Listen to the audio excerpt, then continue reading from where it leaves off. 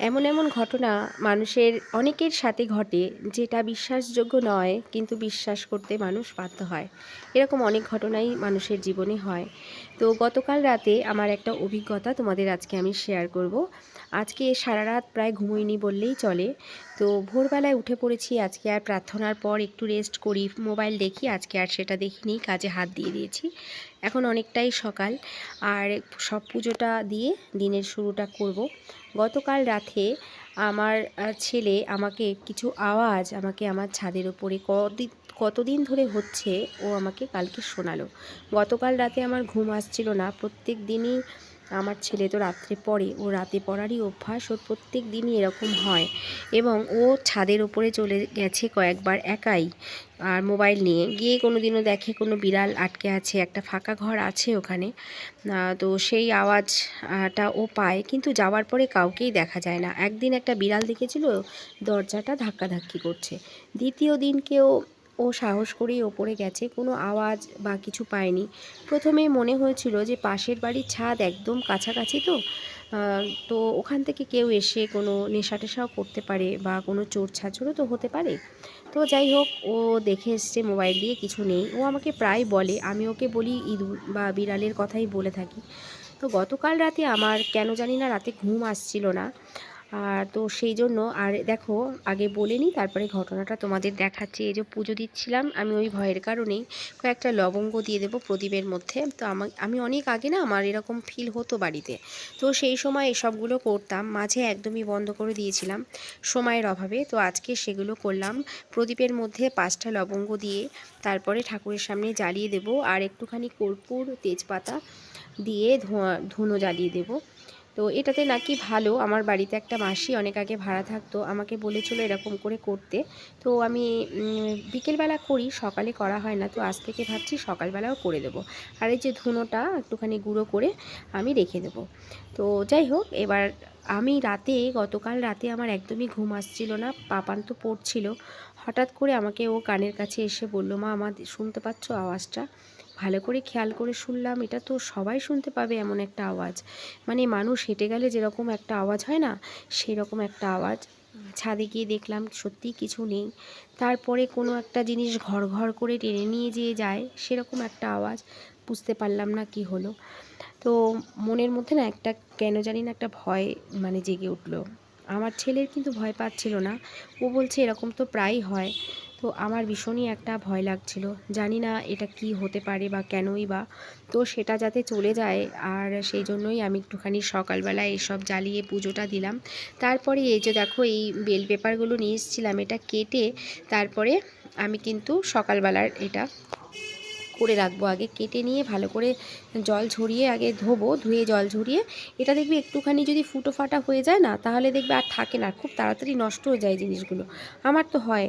তো আমি সেই জন্য কেটে নিয়ে তারপর একটা প্লাস্টিকে, জল ঝরানো প্লাস্টিকের মধ্যে রেখে দেবো, তাহলে বেশ কিছুদিন ভালো থাকবে। আর কেটে রাখবো, তাহলে কি তাড়াতাড়ির সময় না, কাটার সময় থাকে না, আমার সুবিধা মতন আমি এগুলো করে রাখি। তো এই যে কথাটা তোমাদেরকে বলছিলাম, অনেক আগে যখন পাপান একদম ছোট ছিল, সেই সময় নাকি আমাদের বাড়িতে আমার যে জায়রা আছে তারা প্রায়ই আমাদের ওপরে আসতো, এসে দেখতো একজন হেঁটে যাচ্ছে, কিন্তু পরে আর কাউকে দেখতে পেতো না। পরে জিজ্ঞেস করতো, বৌদি তুমি ছিলে না? অনেকে 3তলা হেঁটে চলেও গেছে, আমার যা, যেরকম পূর্ণিমাকে তোমরা দেখেছো, পরে দেখেছে কেউ নেই।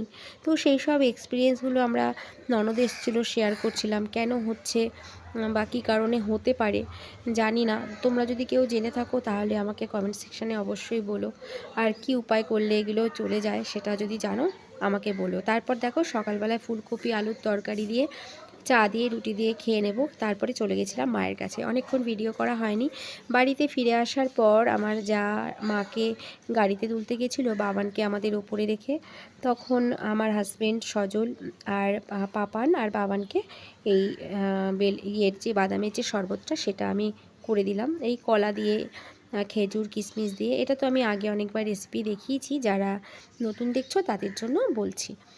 কলা, খেজুর, কিশমিশ, সাদা তিল, বাদাম, ছোলা, এগুলো দিয়ে আমি এটাকে বানাই।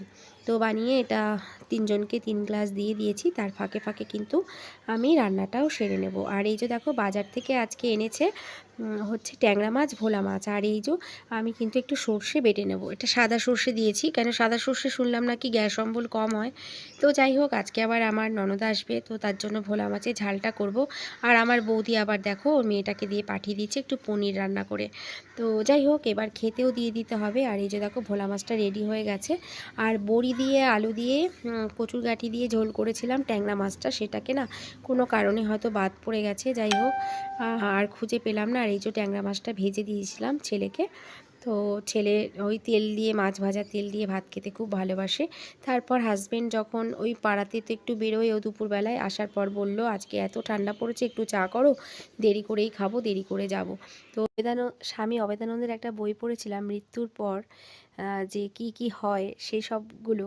তো সেগুলো পাপানার আমি আলোচনা করছিলাম, দুজনেই বইটা পড়েছিলাম। তো পজিটিভ থাকলে নেগেটিভ কিছু আছে এটা আমি জানি, তবে সে তার মতন আছে, হয়তো বা চলে এসেছে বা কিসের জন্য করেছে জানি না। আত্মারা শুনেছি বা পড়েছি যে কিছু জিনিস কোনো কোনো আত্মা নাড়িয়ে দিতে পারে, কোনো ফাঁকা জিনিস, চেয়ার বা টেবিল রাতে ঘরে রাখতে নেই।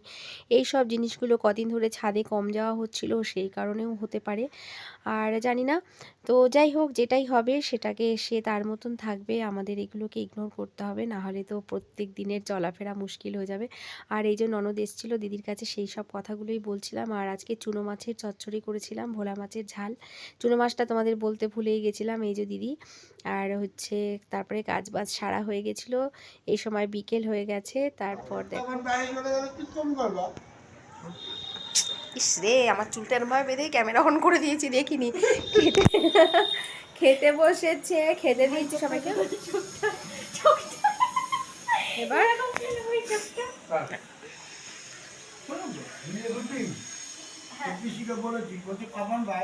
তারপর অনেকক্ষণ পর দেখো সন্ধ্যাবেলায় সবাই পড়াশুনো করছে আর গল্প করছে, আর আমি সেই মুহূর্তে ভিডিওটাও শেষ করে দিলাম।